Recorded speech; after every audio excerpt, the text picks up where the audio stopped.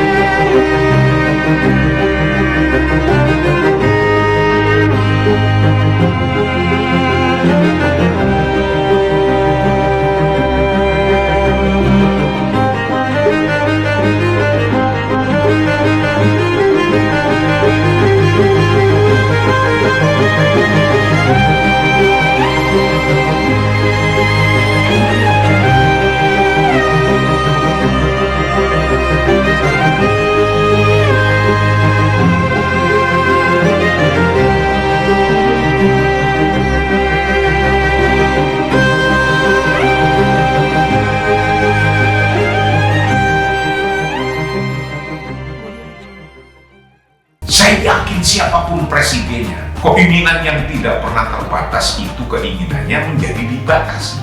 Inilah esensi puasa. Dalam rangka menyambut Ramadan 1446 Hijriah, Energi Juang News bekerja sama dengan Pondok Pesantren Ngalah Al-Falah mempersembahkan Energi Iman, menghadirkan ulama-ulama nasional dengan kajian-kajian yang menyejukkan, sinkron dan mencerahkan. Saksikan tayangannya hanya di channel Energi Juang News.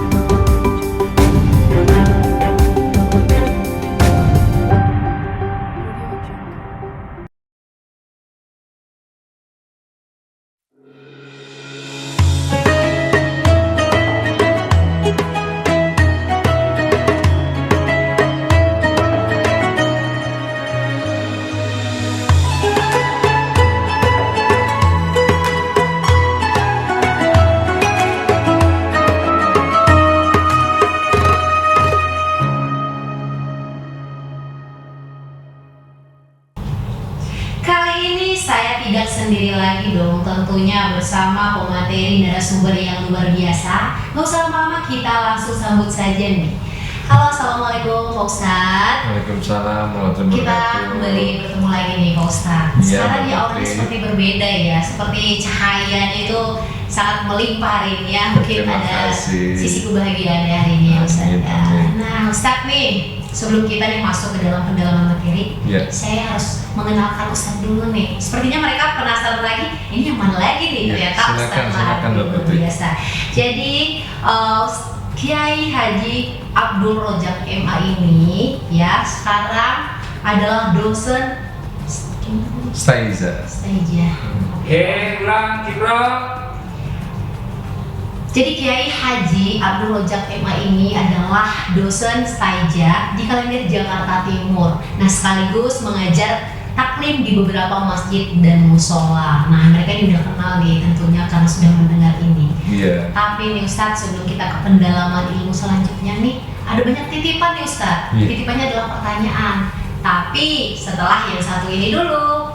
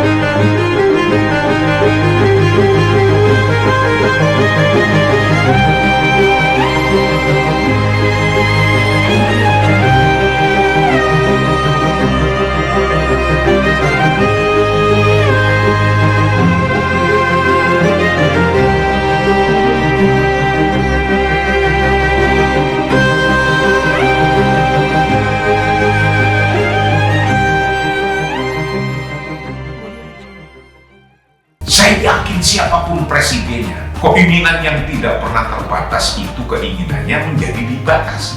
Inilah esensi puasa. Dalam rangka menyambut Ramadan 1446 Hijriah, Energi Juang News bekerja sama dengan Pondok Pesantren Ngalah Al-Falah mempersembahkan Energi Iman, menghadirkan ulama-ulama nasional dengan kajian-kajian yang menyejukkan, sinkron dan mencerahkan. Saksikan tayangannya hanya di channel Energi Juang News.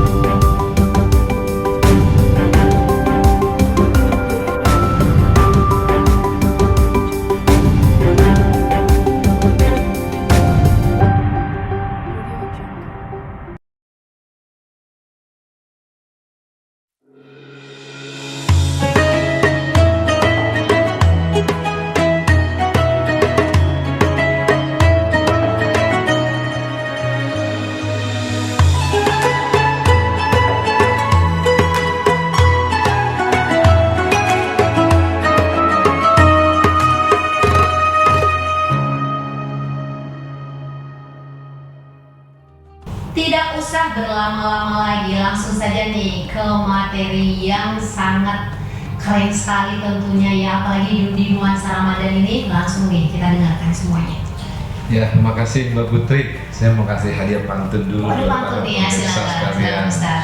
Ke pasar membeli beras, Cakep, tidak lupa membeli minyak. cakep. Yang jawab salam dengan keras, mudah-mudahan duitnya banyak. Amin ya robbal alamin. Assalamualaikum warahmatullahi wabarakatuh. Waalaikumsalam warahmatullahi wabarakatuh. Ya Mbak Putri, pada kesempatan kali ini saya akan membahas tentang keutamaan sholat taraweh. Ya. Jadi kalau bicara taraweh Mbak Putri, kita harus lihat sejarah ya. Sejarahnya taraweh itu kenapa sih sampai sekarang banyak orang melakukan sholat taraweh. Jadi sholat taraweh itu zaman Nabi dulu,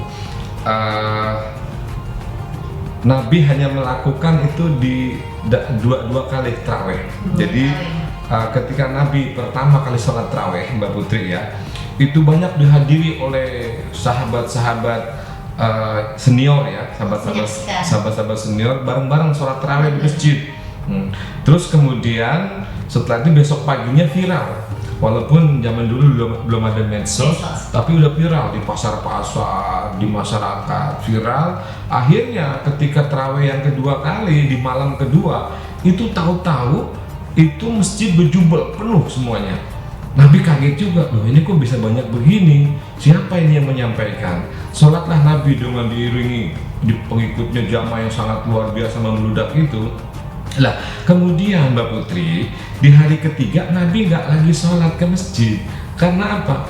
Karena Nabi takut kalau Nabi lakukan ini terus menerus dan diikuti oleh banyak para sahabat-sahabat jamaah, nanti diwajibkan oleh Allah. Sebab selagi masih ada Nabi dan Nabi lakukan itu bersama dengan para sahabat, maka akan turun lagi wahyu nanti untuk mewajibkan sholat taraweh. Nah, Nabi berpikir sekarang umat sekarang ini imannya kuat-kuat. Gimana umat sebelum setelah akhir-akhir ini, apakah bisa sekuat iman sekarang? Nah, sehingga akhirnya Nabi memutuskan untuk tidak hadir ke masjid. Akhirnya sahabat masing-masing sholat masing-masing, sholat, ya, iya. dengan sholat sendiri, ada yang berjamaah 2-3 orang, terus tentu dilakukan terus sampai Nabi wafat begitu ya. Nah, terus kemudian begini, tarawih itu ketika memasuki zaman Sayyidina Umar itu baru tarawih itu berjamaah. Jemaah. Nah, waktu itu Umar sholat tarawihnya berapa rakaat? 20 rakaat. Ya, karena kenapa 20 rakaat? Kan Umar waktu ikut Nabi yang 2 kali tarawih itu, Umar ada di belakang. Otomatis dong Umar ngitungin. Nah, ketika Umar itu menjadi khalifah, menjadi presiden saat itu, akhirnya Umar punya inisiatif. Ini kayaknya kok nggak indah banget ini di masjid sholat masing-masing. Percuma aja sholat di masjid. Akhirnya kata Sayyidina Umar, udah mulai sekarang saya suruh semuanya untuk sholat berjamaah. Dipanggillah Ubay bin Ka'ab untuk menjadi imam. Nah itu kemudian dinamailah sholat tarawih. Ya. Tapi maaf nih Ustaz, Iya. sebelumnya jadi kan di masjid nih saya lihat nih ya kan rakaatnya kan berbeda-beda nih sebenarnya. Jadi menurut Ustaz sebenarnya yang mana sih sebenarnya yang afdol nih di dalam rakaatnya? Apakah yang 20 plus witirnya dan lain seperti itu Iya. yang kita ikuti itu? Terima kasih Mbak Putri. Jadi kalau orang yang sholatnya 20 rakaat tarawihnya itu, dia ikut hadis dari Umar. Sebab Umar itu mengambil inisiatif untuk sholat tarawih 20 rakaat karena Umar ada di belakang Nabi. Nah, sedangkan yang sholat 8 rakaat itu mengambil hadis dari Aisyah. Kata Aisyah begini hadis bunyinya, Nabi sholat sunnah 8 rakaat, sholat sunnah malam itu baik di dalam Ramadan atau di luar Ramadan itu 8 rakaat. Nah, gini Mbak Putri, yang penting yang digarisbawahi adalah Siti Aisyah waktu sholat berjamaah di masjid, Siti Aisyah nggak ikut, sebab nggak ada yang perempuan. Iya benar. Sedangkan Sayyidina Umar ada di belakangnya ikut. Itu yang pertama. Yang kedua, Sayyidina Aisyah kan bicara secara umum. Nabi sholat sunnah malamnya itu 8 rakaat, baik di dalam Ramadan atau di luar Ramadan. Nah, jadi yang mengambil yang sholat tarawihnya 8 rakaat itu ikut hadis Siti Aisyah, yang sholatnya 20 rakaat itu ikut hadis dari Umar. Nah, pertanyaannya tadi adalah yang mana yang lebih afdol? Ya, sholat tarawih kembali kepada asalnya hukum sholat itu kan, sholat tarawih itu sunnah muakkad ya. Jadi mau dilakukan berapa rakaat ya terserah, itu sunnah muakkad yang sangat besar. Wah, pahalanya begitu ya Mbak Putri. Berarti kalau nggak sholat boleh gitu Ustaz? Ya kembali kepada fadilah ya. Kan Nabi Muhammad SAW mengatakan man qoma Ramadan imanan wahtisaban ghufira lahu ma taqaddama min dzambi. Barang siapa yang sholat tarawih, ini bahasanya koma ya, yang sholat. Kenapa kok Nabi tidak menggunakan man sholat tarawih Ramadan? Kenapa kok tidak menggunakan tarawih? Karena zaman Nabi belum ada istilah tarawih. Zaman Nabi itu istilahnya itu qiyamul lail. Adanya bahasa tarawih itu kan setelah zamannya Umar bin Khattab. Kenapa dinamakan tarawih? Tarawih itu artinya istirahat. Karena sahabat-sahabat kalau sholat malam, kalau sholat tarawih itu berdirinya panjang Mbak Putri, rukuknya panjang, sujudnya panjang, kakinya sampai bengkak-bengkak. Jadi perlu istirahat. Nah, istirahat itu namanya tarawih, ya. Nah, terus kemudian pertanyaan Mbak Putri tadi bahwa orang ada yang tidak melaksanakan sholat, ada yang melaksanakan, ada yang tidak. Kembali kepada itu tadi. Jadi bahwa fadilahnya sholat tarawih itu luar biasa.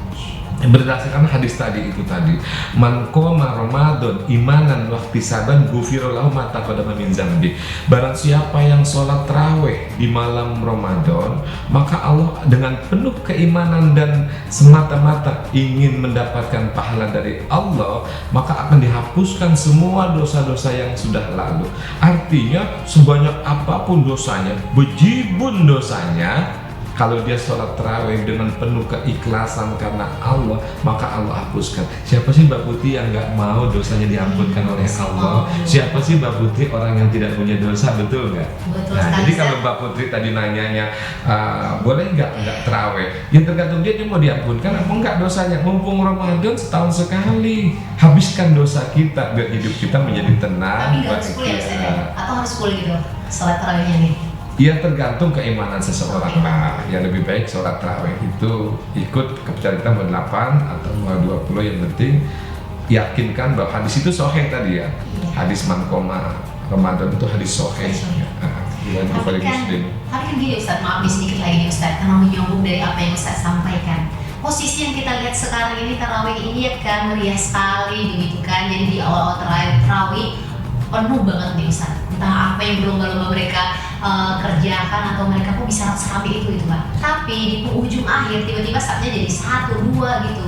Itu gimana ya Ustaz? Ya gini Mbak Putri, sholat tarawih itu kan semangat orang di awal-awal ya. Artinya memang Nabi Muhammad SAW pun juga mengatakan bahwa idza jaa Ramadan futihat abwaabul jannah wa ghuliqat abwaabun nar wa sufidatis syayatin. Ketika Ramadan tiba, maka pintu-pintu surga dibuka, pintu-pintu neraka dikunci, dan setan-setan dibelenggu. Artinya yang pertama, bisa juga efek itu ya karena nafsu juga sudah lemah, setan-setan sudah dibelenggu, jadi orang itu untuk semangat sholat tarawih sudah tidak ada lagi, artinya udah nggak ada yang ribet-ribetin, setannya sudah dilemahkan seperti itu. Yang kedua kan biasa yang namanya hal-hal yang baru itu orang semangat. Kulu zadid lazid walau kalah hadid, sesuatu yang baru itu memang lezat walaupun itu seperti keras, seperti besi begitu kan. Artinya begini, di awal itu orang meriah dan ramai, semangatnya, senangnya aja sudah bagus sekali ya. Senang, man fariha bidukli Ramadan haramallahu jasadul akhirat, semangat sekali atas datangnya bulan Ramadan. Saking semangatnya pun tarawihnya pun juga ikut semangat ya, sampai tadarusannya pun ikut semangat. Cuma Mbak Putri yang perlu diketahui bahwa keimanan seseorang itu kan yazid wa yanqus, naik turun. Nah, disinilah Mbak Putri fungsinya seseorang yang beriman itu untuk konsisten istiqomah di dalam kebaikan. Dia jangan sampai melakukan itu hanya di awal saja. Jadi kalau mau dilogikan begini Mbak Putri, kalau orang seleksi biasanya ada 100 orang yang diseleksi, itu biasanya yang susah itu seleksi yang tahap ketiga. Iya, tahap terakhir ya. Tahap terakhir sebab akan mendapatkan hadiah. Iya, benar, hasil. Seleksi pertama lulus, seleksi kedua lulus, kok ketiganya nggak lulus? Kenapa? Karena semangatnya ada hilang. Seharusnya itu harus istiqomah. Islam mengajarkan kudu istiqomah. Allah mencintai hal-hal yang istiqomah walaupun tidak banyak. Ya, jadi yang perlu kita bina Mbak Putri dari sekarang adalah semangat kita untuk istiqomah dari awal Ramadan sampai akhir Ramadan. Padahal bonusnya di akhir Ramadan Mbak Putri. Kan dikatakan bahwa 10 malam terakhir hadiahnya itu luar biasa, berupa apa? Lailatul Qadar, ibadah semalam itu sama dengan 1000 bulan, 1000 bulan sama dengan 83 tahun. Seharusnya itu yang jadi motivasi, begitu Mbak Putri.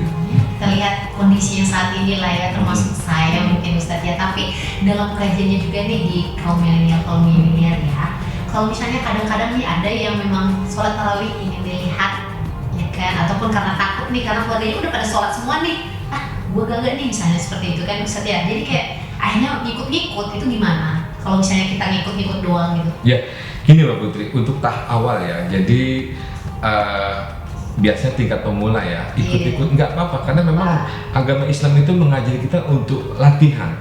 Sama seperti begini, ada orang bilang begini, kamu nggak usah sholat kalau belum ikhlas, kamu nggak usah sedekah kalau belum ikhlas. Itu pernyataan itu salah.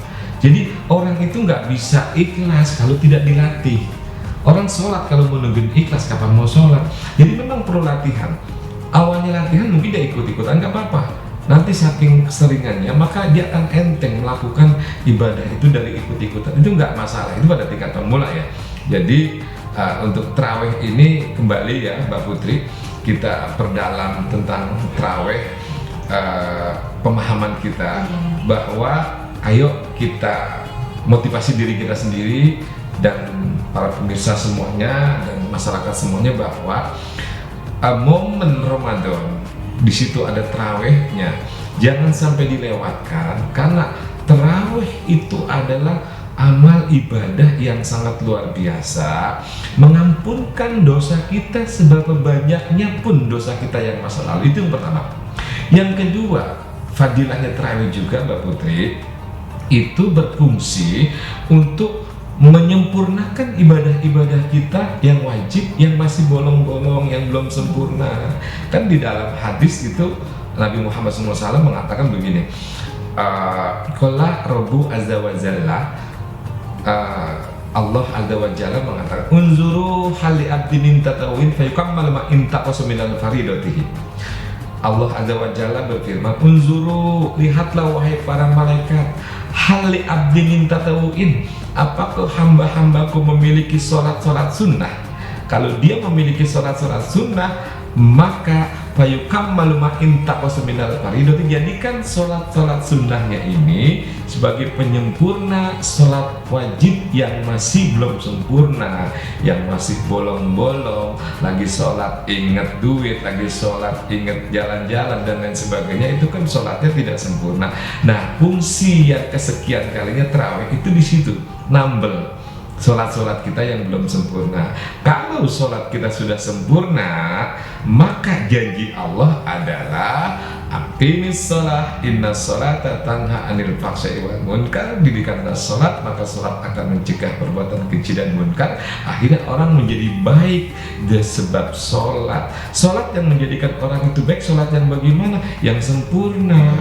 Yang sempurna gimana? Yaitu tadi yang belum sempurna, masih bolong-bolong, ditambal oleh sholat tarawihnya itu Mbak Putri. Iya, berarti bisa ditambal lah ya Ustaz ya. Gitu lah. Jadi di sana manfaat. Bahkan di dalam kitab Duratun Nasihin itu dijelaskan ya fadilah tarawih hari pertama, hari kedua, hari ketiga, dikatakan salah satu hadis Aukamakol ya, hadis Aukamakol itu mengatakan bahwa orang mukmin itu di malam pertama sholat tarawih itu akan diampunkan semua dosa-dosanya ya, dan di malam yang kedua itu diampunkan dosanya dan diampunkan dosa kedua ibu bapaknya, kan begitu. Oke, baik, terima kasih nih, sangat luar biasa sekali Ustadz. Jadi tentunya kita menunggu-nunggu nih yang paling terakhir ya, tentunya mungkin intisari nih yang perlu didengar banyak orang, karena kan banyak banget nih pembahasan kita dari tadi. Nah, sebelum itu nih Ustadz, kita iklan dulu.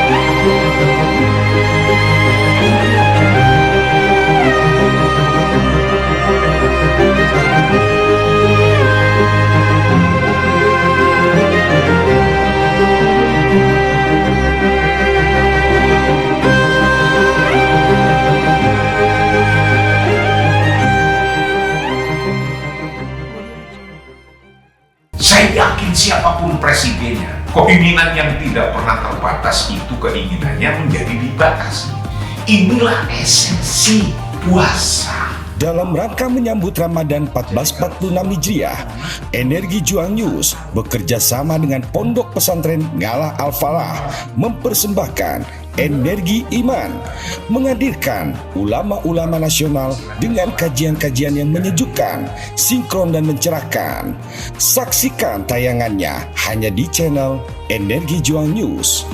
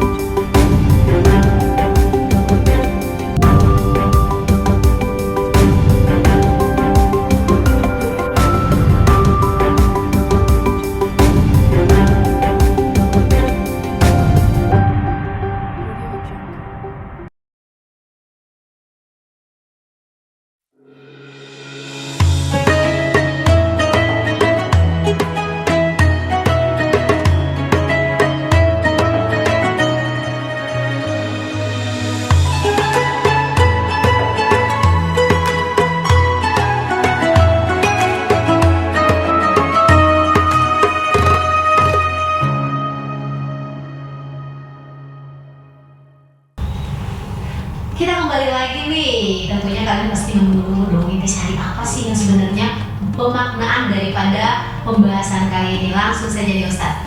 Ya, gini Mbak Putri. Jadi kesimpulan dari awal kita bicara tentang sholat taraweh, ya saya udah jabarkan tadi dah panjang lebar. Jadi kesimpulannya adalah bahwa sholat taraweh itu adalah sunnah muakkad, ya sunat yang mendekat-dekati wajib. Tetapi perlu diingat bahwa sholat sunnah di bulan Ramadan, ibadah sunnah di bulan Ramadan itu mendapatkan pahala wajib. Jadi yang sunnah-sunnah mendapat pahala wajib. Ini sunnah muakkad, maka mendapatkan pahala wajib. Itu yang pertama. Yang kedua, sholat tarawih ini memiliki keafdolan yang luar biasa. Karena apa? Karena ini adalah amalan yang oleh Nabi diamalkan senantiasa. Nabi tidak pernah meninggalkan sholat tarawih seumur hidup, dan diikuti oleh sahabat-sahabat senior, terus para tabiin semuanya. Dan ijma ulama, ya ijma ulama dari 4 mazhab itu memang semua mengatakan bahwa hadis itu sahih tadi ya, man qoma ramadan imanan wahtisaban ghufira lahu ma taqaddama min dzambi.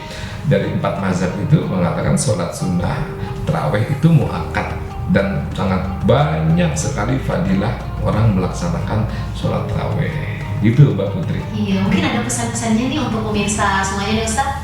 Baik, para pemirsa semuanya dimanapun Anda berada, untuk menyambut Ramadan ini, kita pertama adalah bekal yang harus kita siapkan adalah iman. Sebab apa? Sebab Allah memanggil hanya untuk orang-orang yang beriman, maka yang kita siapkan adalah iman. Kata Allah kan, ya ayyuhalladzina amanu kutiba alaikumusiyam kama kutiba alal ladzina min qablikum la'allakum tattaqun. Wahai orang-orang yang beriman, yang tidak beriman tidak hai. Artinya yang dipanggil Allah untuk puasa adalah orang yang beriman. Jadi dari sekarang kita siapkan iman kita untuk menyambut bulan Ramadan. Yang kedua Mbak Putri, persiapan apa untuk menyambut Ramadan? Ilmu.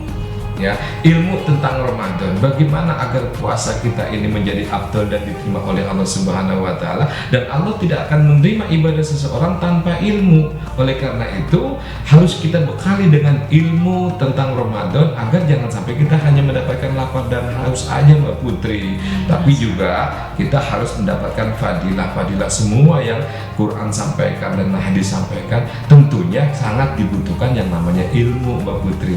Itu pesan saya. Kuatkan iman dan bekalkan diri dengan ilmu untuk melaksanakan puasa Ramadan. Mudah-mudahan kita semuanya sehat walafiat sampai selesai Ramadan, kita tuntas melaksanakan ibadah di bulan Ramadan. Demikian Mbak Putri, terima kasih. Amin. Terima kasih banyak nih Ustadz sudah menyempatkan nih waktunya untuk hadir dan memberikan banyak sekali ilmu pada kita semua. Sekali lagi pokoknya terima kasih, semoga bermanfaat bagi kita semua. Jangan bosan-bosan kemari. Tentunya kami akan senang sekali jika Terima kasih sama-sama. Saja bosan-bosan aja Kita ngundang. akan bosan-bosan. Oke, pada pemirsa semuanya gimana? Sangat menarik sekali kan dan mendalam sekali kajian hari ini. Makanya kalian jangan bosan-bosan ya, setiap harinya pokoknya bersama saya nih dalam program apa ayo tebak, dalam program Energi Iman.